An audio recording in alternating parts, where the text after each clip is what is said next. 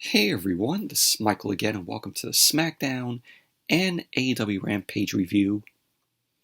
Smackdown tonight was from the Schottenstein Center in Columbus, Ohio, while Rampage was live tonight, and Rampage went back to their normal time at 10 o'clock on TNT, which is awesome, and the show just ended as I am doing this review. And Rampage was from the Toyota Arena in Ontario, California. And Smackdown, this was their go-home show for Hell in a Cell, which is this Sunday. More like a go-to-sleep show, because Smackdown was absolutely fucking horrendous tonight. It was absolutely boring. It was like WWE Creative took the night off, and Vince and Bruce Pritchard end up taking the script from last week, copying and pasting matches that we saw last week onto this week's script. This is what we got on SmackDown tonight. We had the Brawling Brutes, Sheamus, Ridge Holland, and Butch. And if you guessed, they took on Kofi and Xavier and Drew McIntyre again. Ding, ding, ding. You are correct. I am tired of this. I am tired of the Brawling Brutes and the New Day going at it. Let's move on. But like I said before, I'm going to say it again. We're going to keep getting the Brawling Brutes and Kofi and Xavier. And when Big E comes back, we're going to get a six-man tag between them. Tired of seeing this feud. This feud has been going on for, how many months? Like what? 5, 6 months already? I forgot. We had Jinder Mahal versus Humberto Carrillo. We saw this last week, only it was a tag team match. Take out Shanky and Angel Garza. Same shit that we saw last week, minus the both of them. We had a six-pack challenge. The winner gets to face Ronda Rousey for the SmackDown Women's Championship.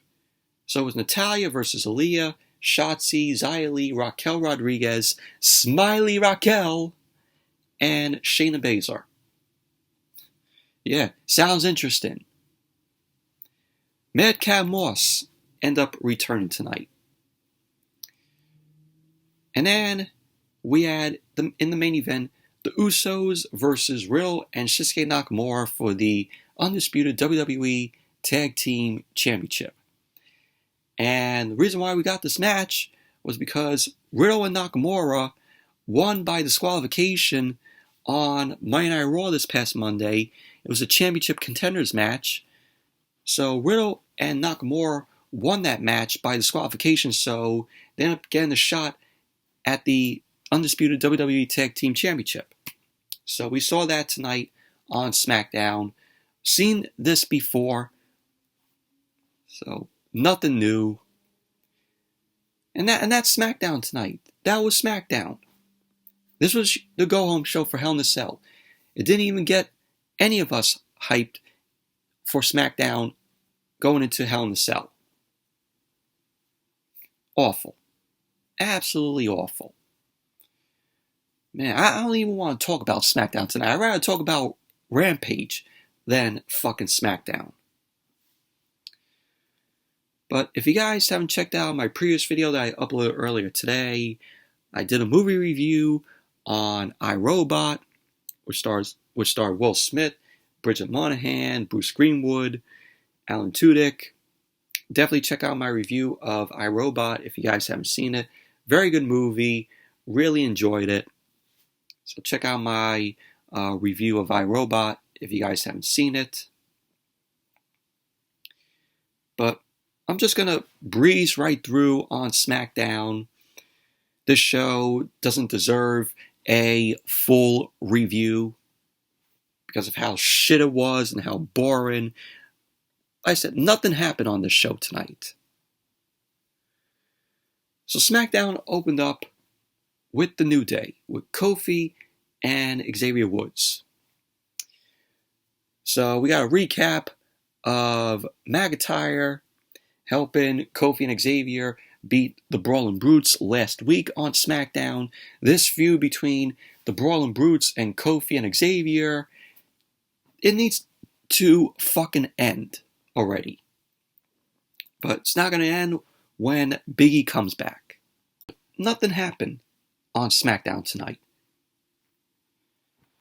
So SmackDown opened up with Kofi Kingston and Xavier Woods. Both Kofi and Xavier end up making their way out. And we had a recap of McIntyre helping Kofi and Xavier beat the Brawling Brutes, which you saw last week on SmackDown. And so then Kofi and Xavier Woods were in the ring. Woods got on the mic. He ended up saying that they're here to discuss their victory last week. And Kofi and Xavier Woods end up saying that their victory is all thanks to Drew McIntyre. So Drew McIntyre ended up making his way out. McIntyre got on the mic. He ended up sending a shout out to Big E, watching at home. McIntyre ended up saying that he's been injured before, and he knows how hard it is to sit at home and watch. So McIntyre ended up encouraging the crowd to chant Big E, to which they end up doing. McIntyre then talked about his weeks away from SmackDown. He ended up saying that he's had some time to think.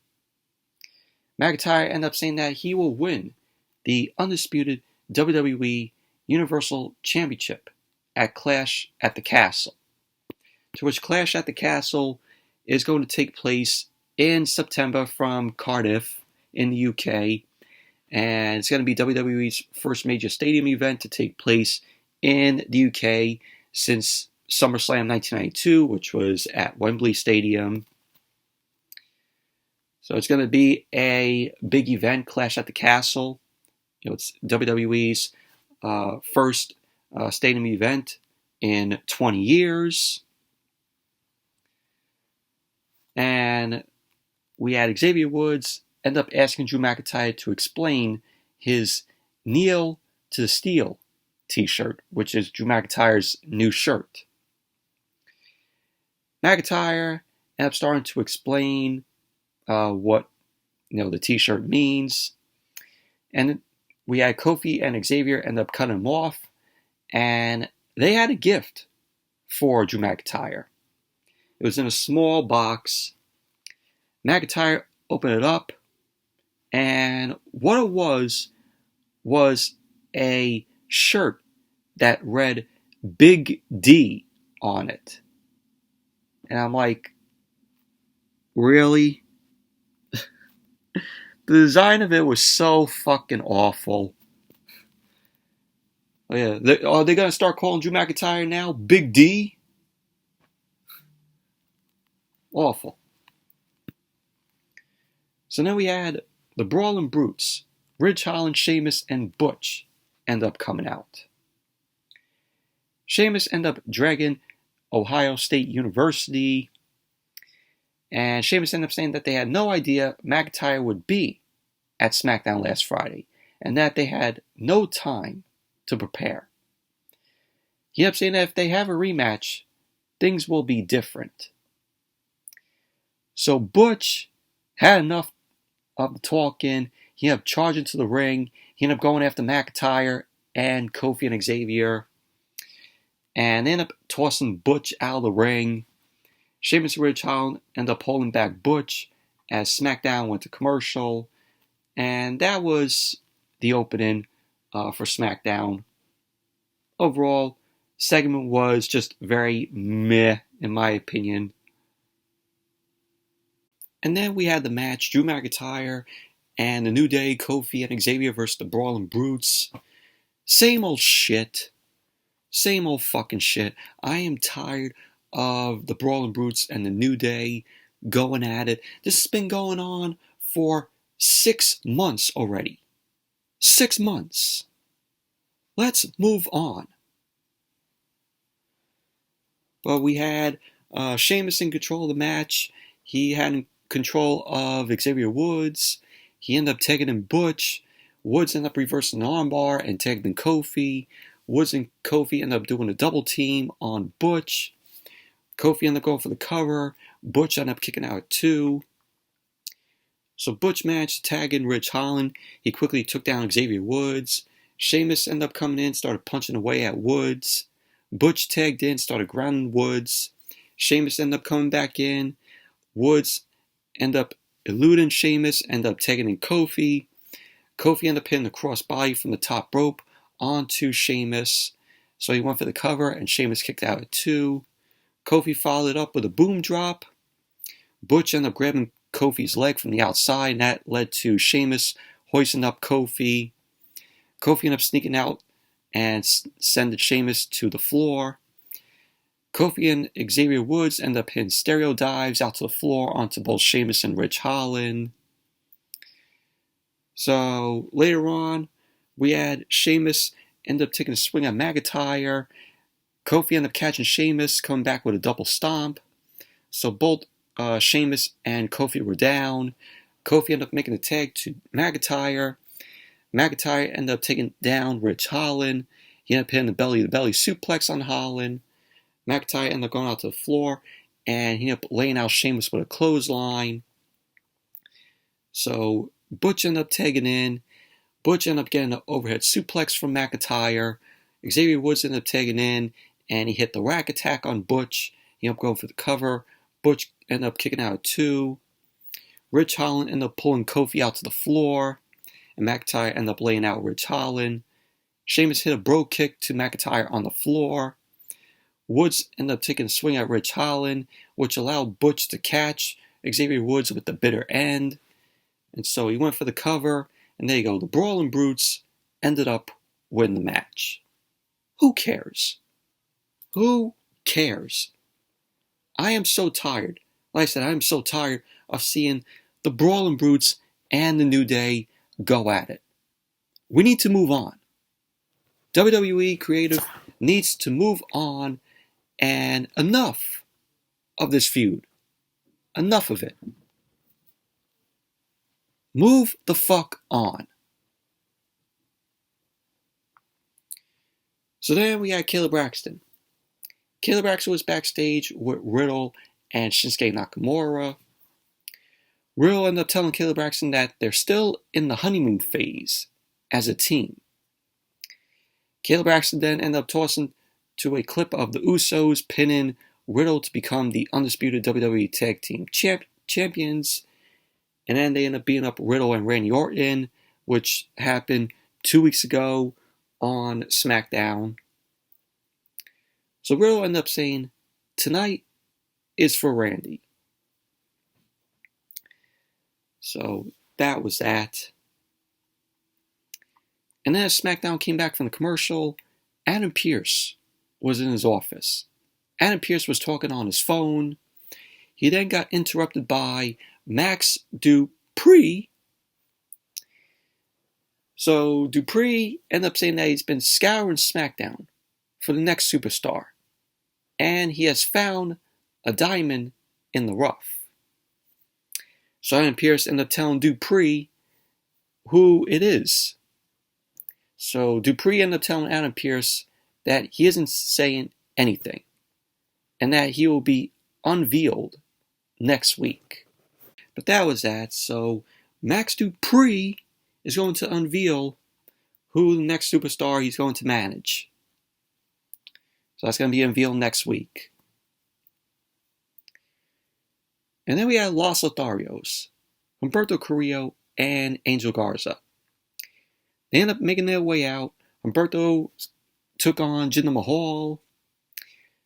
So Umberto ended up kissing the woman on the hand, and then they did the kiss cam. As SmackDown came back from the commercial, both Humberto Carrillo and Angel Garza were waiting in the ring. We got a recap of Jinder Mahal while he catched Shanky dancing last week on SmackDown. Shanky thinking he's going to be the next contestant on So You Think You Could Dance. You know, this is Shanky. Busting the move. He was dancing to Jinder Mahal's theme music last week. Awful. So then we saw Jinder Mahal. He ended up instructing Shanky to not dance tonight, to which Shanky was still busting the move, dancing. So Jinder Mahal ended up making his way out. Shanky, of course, dancing behind Jinder Mahal. Yeah, that's Shanky. That's Shanky. So we had Umberto versus Jinder Mahal. Boring match. Humberto took advantage early on Jinder Mahal, delivered a drop kick to him in the corner. Humberto started choking Jinder with his boot. He ended up blowing some kisses to the crowd. He ended up hitting some kicks and chops to Mahal. He ended up whipping Mahal across the ring. Mahal ended up reversing a splash to Humberto and then hit a back body drop to Humberto. Jinder Mahal ended up leaning on Umberto with his knee. Umberto ended up rolling to the outside. He ended up pulling Jinder Mahal down across the top rope. Umberto came back in. He ended up missing a springboard crossbody. And he ran into a big boot by Jinder Mahal. And of course, you have Shanky. Yeah, him dancing at ringside, distracting Jinder Mahal. Humberto ended up rolling up Jinder Mahal. And the referee was telling Shanky to get down from the apron. Jinder Mahal ended up rolling up Humberto. And there you go. Jinder Mahal ended up winning the match. Post-match, Shanky, just like last week, he has eyes on Samantha Irvin, the ring announcer for SmackDown. And, of course, starts dancing again. Yeah, like I said, he's gonna be the next contestant on So You Think You Can Dance. So Samantha Irvin just stands up and dances with Shanky. Awful. Fucking awful. Might as well have Shanky do some breakdance moves. Got fucking Shanky dancing on TV. Is this going to be, the breakup of Jinder Mahal and Shanky? If it really is, I don't care. So then we had a clip that we saw last week where Shotzi was locked in the women's locker room by Aliyah. And also we saw, Natalya and Shayna Baszler, they ended up attacking Ronda Rousey during Ronda's match against Smiley Raquel Rodriguez from last week. So then we had Ronda end up making her way out. And then we saw Smiley Raquel Rodriguez making her way out. And then Shotzi ended up making her way out. And Aliyah's music ended up playing. Aliyah didn't come out. So a camera cut backstage to the women's locker room door. And Aliyah was locked in there. So Shotzi getting her revenge on Aliyah after last week, to which Aliyah ended up locking Shotzi in there. So Michael Cole and Pat McAfee were wondering if Aliyah will escape out of the room in time for the match, in time for the six-pack challenge. So when SmackDown came back from the commercial, Shayna Baszler then ended up making her way out. Michael Cole on commentary informed us that building personnel were working to free Aliyah from the locker room. So then Xia Li ended up making her way out. Xia Li didn't have her Mortal Kombat lightning effects, so they took that away from Xia Li. And then Natalya ended up making her way out. So Shotzi ended up assisting the referee to ring the bell. And Aliyah ended up hitting the ring. And she ended up going after Shotzi. So the six-pack challenge got underway. Aliyah ended up hitting the Meteora on the floor to Shotzi. Shotzi ended up throwing Aliyah into the barricade. And then in the ring, we saw Smiley Raquel end up laying out the other woman in there. Shotzi ended up coming off the top rope with a crossbody, which took down Raquel. So Shayna Baszler ended up going for the Kiera clutch on Raquel. Raquel ended up escaping out of that. Natalya ended up trying to put the sharpshooter on Xia Li. Xia Li ended up escaping out of that. Xia Li ended up reversing the whip and ended up hitting a elbow strike in the corner to Natalya and landed a spinning kick. So Xia Li ended up going for the cover, to which Natalya kicked out at 2. Aliyah ended up coming into the ring, and she ended up taking down Xia Li, who retreated out to the floor. And Ronda was watching the match out there by the commentary table.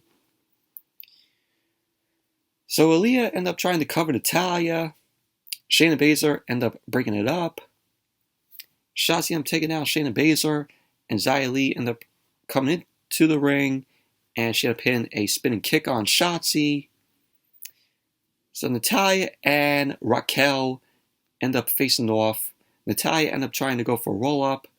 Raquel ended up kicking out at 2. Raquel Rodriguez ended up heading to the corner, and Shotzi was there. Raquel ended up suplexing Shotzi onto Natalya.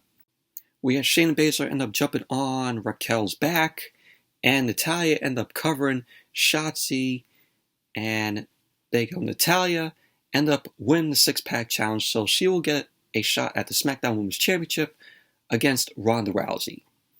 Please hand me the NyQuil. This match will be fucking boring.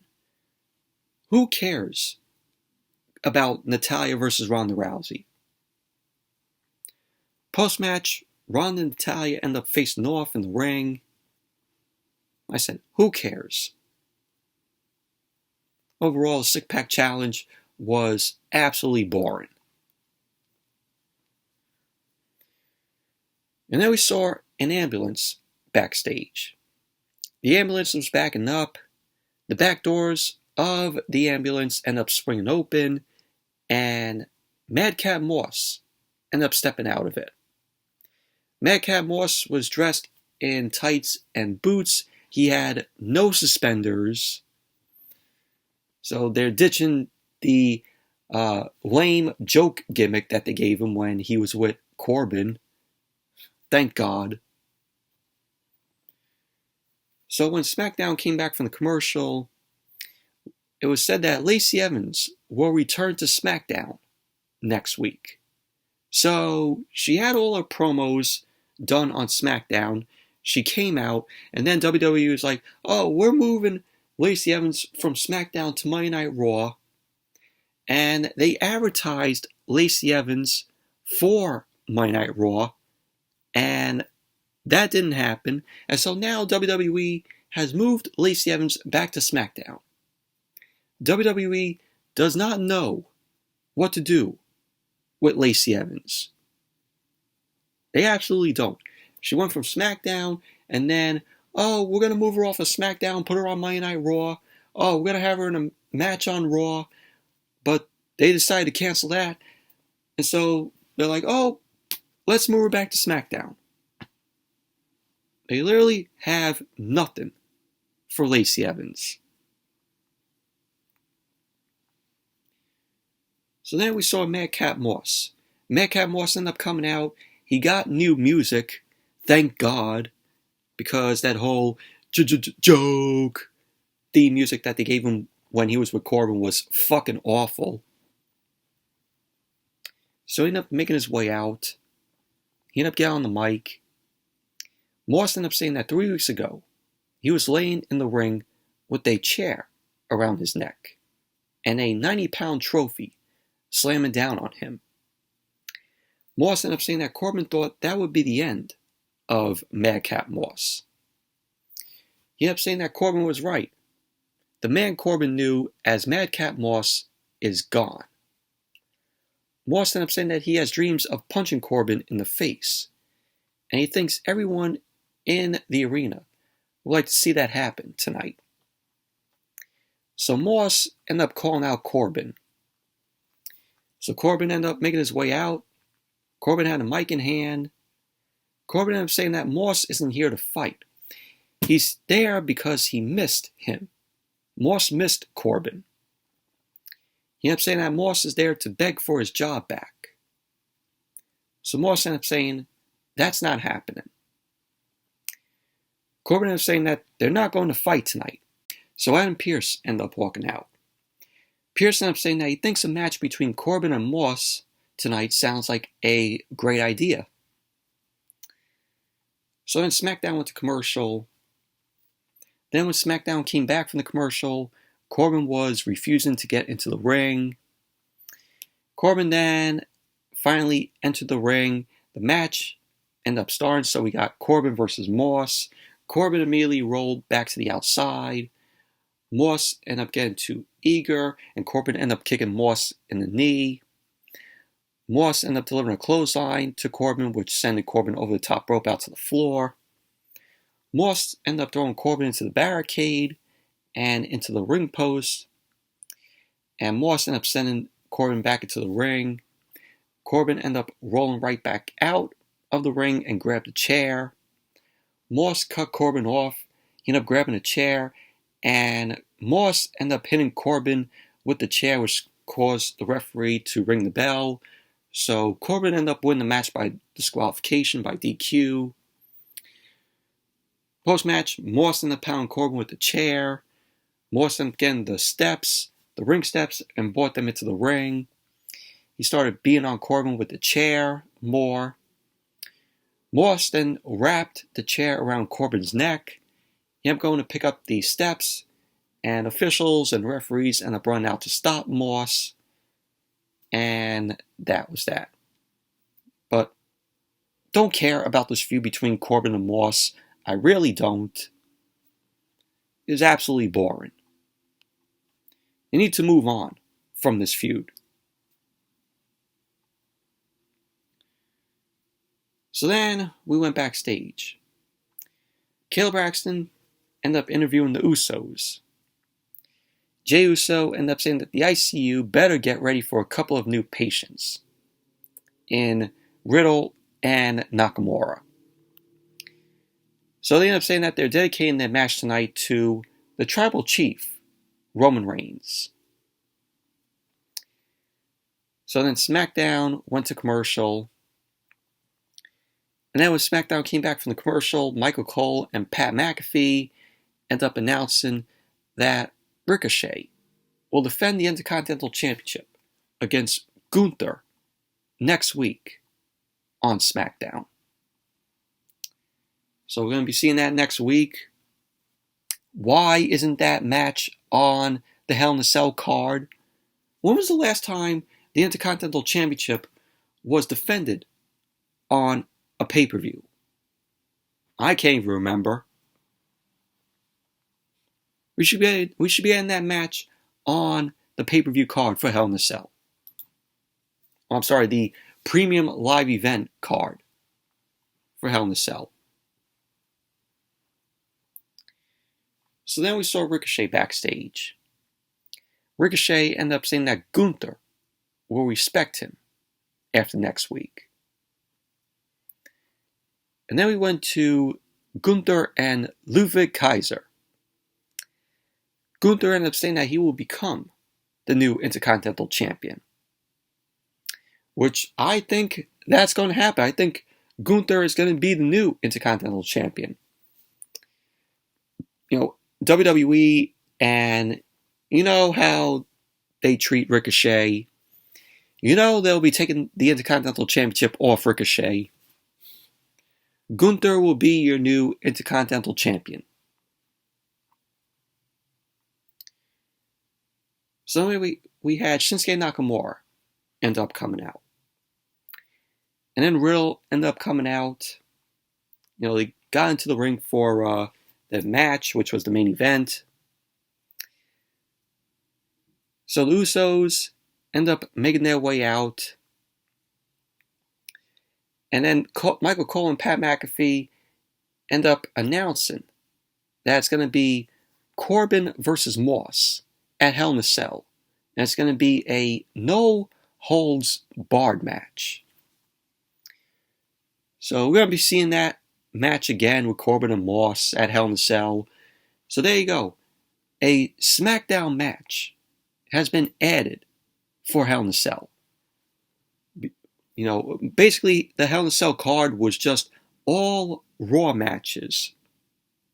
But we finally got a SmackDown match for Hell in a Cell in Moss and Corbin. Which, that match shouldn't even be put on the Hell in a Cell card. So you mean to tell me that Moss and Corbin is more of a worthy match for Hell in a Cell than seeing Gunther and Ricochet for the Intercontinental Championship? The Intercontinental Championship should be defended at Hell in a Cell at a premium live event. Like I said, when was the last time the Intercontinental Championship was defended on a premium live event?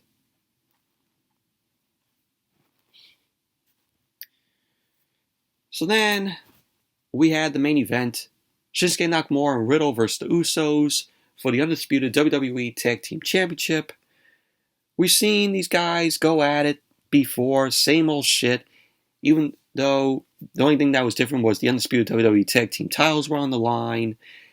This is just basically, take away Randy Orton and add in Nakamura. You have the same fucking match. And the only reason why Nakamura and Riddle got an opportunity to face the Usos for the Undisputed WWE Tag Team title is because they won the match by DQ this past Monday on Monday Night Raw in a championship contenders match. So, but this match, same old shit. Nakamura ended up starting against Jay, quickly took control of the match. Nakamura then tagged in Riddle, who hit a fisherman suplex on Jay. Ended up going for the cover. Jay kicked out at 1. Riddle started laying some forearms in on Jay. Jimmy ended up making a blind tag, and the Usos ended up hitting a double flapjack on Riddle. Jimmy stomped on Riddle's back, ended up hitting a backdrop suplex on Riddle, and Jimmy ended up going for the cover, and Riddle kicked out at 2. Jimmy ended up putting Riddle in a chin lock. Riddle ended up managing to escape out of the chin lock, and he ended up hitting a kick to Jimmy's head. So both Riddle and Jimmy were down. So Riddle tagged in Nakamura. Nakamura ended up kicking Jay in the corner, ended up hitting a running knee to Jay. Nakamura ended up hitting a sliding German suplex onto Jay. So Riddle ended up tagging in and delivered a kick to Jay. He ended up going for the cover. Jay kicked out at 2. So at the end of the match, we had Riddle end up hitting a power slam, like an orange style power slam on Jimmy, and he followed up with the draping DDT. Riddle ended up setting up for the RKO. He ended up going for it. Jimmy ended up pushing Riddle off. Riddle ended up trying to go for a roll up, and Jimmy ended up kicking out at 2. Jimmy ended up hitting the Samoan drop on Riddle for a near fall. Jimmy ended up climbing up to the top rope. Riddle ended up running up to the top rope, ended up hitting a super RKO as Roman's music started to play. So Jay came off the top rope with a splash onto Riddle, and he ended up going for the cover. And there you go. The Usos end up winning the match, retaining the Undisputed WWE Tag Team Championship. Obviously predictable. So then it cut to Sami Zayn. Sami Zayn was laughing in the production truck, and Sami Zayn was the one who played Roman's music. So Sami Zayn ended up coming out onto the stage to celebrate. Riddle ended up running out from the ring, started brawling with Sami Zayn and the Usos, and that was how SmackDown ended.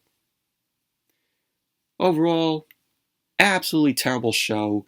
This show was absolutely horrendous, and nothing got you excited for Hell in a Cell this Sunday with SmackDown. This show fucking sucks. Nothing happened on this show tonight. From the Brawling Brutes, Sheamus, Ridge Holland, and Butch, and Xavier Woods and Kofi Kingston, and Drew McIntyre, and Jinder Mahal and Humberto Carrillo, Usos versus Riddle and Nakamura. It's the same fucking shit. God, does SmackDown fucking suck. SmackDown is the worst pro wrestling show on TV. And Monday Night Raw is second. This show sucks. This show absolutely fucking sucks. Moving on to AEW Rampage. Rampage was an awesome show tonight. It was live, and it returned to their normal time at 10 o'clock, which is awesome. So really happy that they're back at that normal time.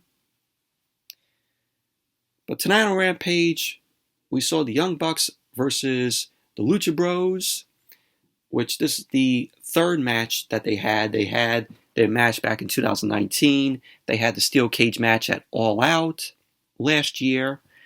And they had their third match tonight on Rampage. And the Young Bucks and the Lucha Bros, they know each other well. We had Hobbs and Ricky Starks. They ended up taking on these local talents. Athena ended up making her debut on Rampage, or in-ring debut on Rampage. Athena, aka Amber Moon. And she ended up taking on Kiera Hogan. In the main event, the TNT Championship was on the line. Scorpio Sky defended the title against Dante Martin. But overall, Rampage, awesome show it was. So Rampage opened up tonight with the Young Bucks versus the Lucha Bros. The Lucha Bros came out along with Alex Abrahantes. We have Penta Osoro and Rey Fenix. And this was an amazing match. This was a great match. Both of these guys know each other very well. Loved the steel cage match that they had at All Out last year. And of course they had their match at All Out in 2019. So the match started off with Penta and Matt Jackson. The Bucks coming off of their match with the Hardys at Double or Nothing. So Penta ended up giving some Cierto Miedo taunts to Matt Jackson. Matt Jackson ended up trying to respond with an elite taunt. Penta took off his glove and threw his glove in Matt Jackson's face. Penta ended up trying to go for the fear factor early, and Matt Jackson ended up escaping out of that. Penta ended up taking Matt Jackson down, tried to go for an arm breaker, and Matt Jackson ended up escaping. So Nick Jackson and Phoenix end up coming in. Nick ended up running up the ropes to arm drag Rey Fenix. Phoenix ended up trying to powerbomb Nick off the apron, but Phoenix couldn't do it. Both end up dodging kicks, and both end up getting back in the ring. They end up kicking each other in the head. Matt Jackson ended up blindsiding Phoenix to get control. Matt ended up hitting his dive and drop kick through the ropes to Phoenix on the floor. And Nick ended up following it up with a dive. Penta followed up with his own dive to take down both Matt and Nick. Phoenix ended up hitting the tornado from the top rope out to the floor onto Penta and the Bucks, which looked awesome. And then Matt ended up catching Phoenix in a sharpshooter. Phoenix ended up getting to the ropes as Penta ended up having Nick in an arm submission in the ropes. They ended up breaking the holds. They ended up spilling out to the floor again. Phoenix ended up hitting a rolling cutter on Matt on the floor, which was great. Phoenix then ended up sending Matt back in the ring. Matt ended up getting his knees up when Phoenix ended up trying to go for a splash on him. As Rampage came back from the commercial, Matt ended up charging into a boot from Phoenix. Phoenix springboard right into the Northern-like suplexes delivered by Matt. Penta ended up trying to intervene on the last suplex, but Matt ended up taking both the Lucha Bros down. Matt ended up holding up Phoenix for a draping senton splash by Nick, and he ended up going for the cover, to which Phoenix kicked out at 2. Phoenix then ended up reversing a back body drop by Nick into a Hurricanrana on Matt, which looked good. Penta ended up holding Matt for a draping DDT with a foot stomp, assist by Phoenix. And at the end of the match, we had the Bucks end up trying to go for the BT trigger, and Phoenix ended up ducking it. Phoenix ended up trying to go for a springboard crossbody. The Bucks end up catching Phoenix and hit him with the Meltzer driver. Penta ended up breaking up the pin attempt. And so Matt Jackson ripped off Penta's mask. And then both the Bucks end up hitting the BT trigger on Phoenix. And they end up getting the pin. Matt ended up getting the pin. And there you go. The Bucks end up beating the Lucha Bros. But overall, this was an amazing match. These guys know each other very well. It was a very physical match. Very good wrestling from these guys. And so, if I had to rank the matches, I have to say their steel cage match from All Out from last year, this match tonight on Rampage, and their first match that they had at All Out back in 2019. So, that's my ranking for the matches that they had. And then we had Hobbs and Ricky Starks versus these local talents. So we didn't get the names of the opponents, and we got a picture-in-picture promo from Starks and Hobbs that was playing during the match.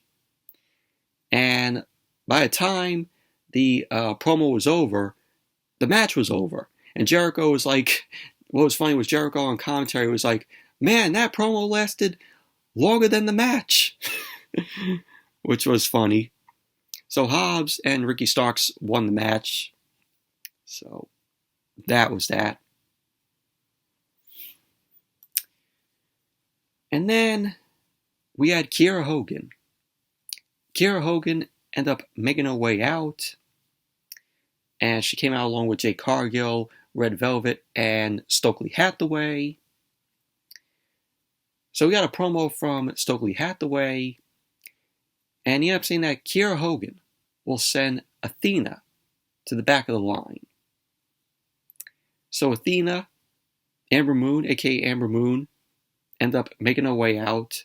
This was her Rampage in-ring debut, and this was a pretty good match here. Athena looked very good here with Kiera Hogan. So the match started off with Kiera Hogan getting an early exchange on Athena with a forearm strike. Athena ended up responding with a springboard crossbody, which sent Kiera Hogan retreating out to the floor.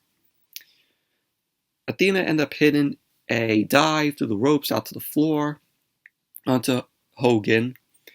Red Velvet ended up pulling Athena off the apron as Athena was trying to get back into the ring. So as Rampage came back from the commercial, we saw Kiera Hogan and Athena both were down. Kiera Hogan ended up missing a clothesline. Athena ended up catching her with a running drop kick.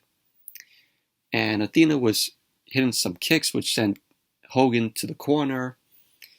Athena ended up hitting an elbow strike, and she ended up going to the top rope. Red Velvet ended up getting involved again, and Kiera Hogan ended up pulling Athena down. Hogan ended up following up with a head scissor takedown and a running boot. She ended up going for the cover, to which Athena kicked out too.